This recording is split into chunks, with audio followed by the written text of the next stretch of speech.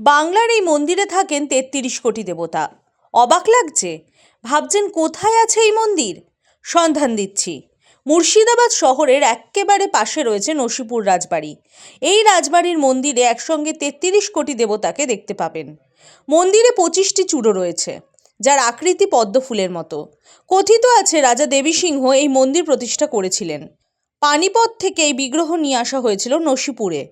প্রথমে রামচন্দ্র ও কালীর মূর্তি প্রতিষ্ঠা করেন দেবী সিংহ।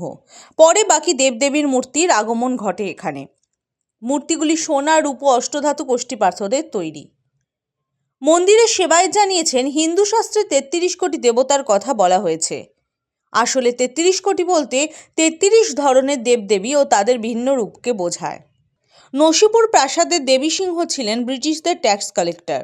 ১৭৫৬ সালে রাজা দেবী সিংহ পানিপথ থেকে বাংলায় আসেন। ব্যবসা সংক্রান্ত বিষয় নিয়ে তিনি এখানে এসেছিলেন। পরে ব্রিটিশদের আনুগত্য লাভ করে হেড কালেক্টর হয়ে যান। এভাবেই তার প্রতিপত্তি বৃদ্ধি পায় বাংলায়। নসিপুর রাজবাড়ি স্থাপন করেন। গড়ে ওঠে এই সুবিশাল মন্দির। ঝুলন ও রথযাত্রা উৎসবে এলাহি আয়োজন হয় এই মন্দিরে। সেই সময় মন্দিরের ভিড় উপচে পড়ে। দোল পূর্ণিমাতেও বিশেষ পুজোর আয়োজন করা হয়। এবছরেও মন্দিরে পুজোর আয়োজন করা হয়েছে। তাই দোলের ছুটিতে একবার ঘুরে আসতেই পারেন নসিপুর রাজবাড়িতে।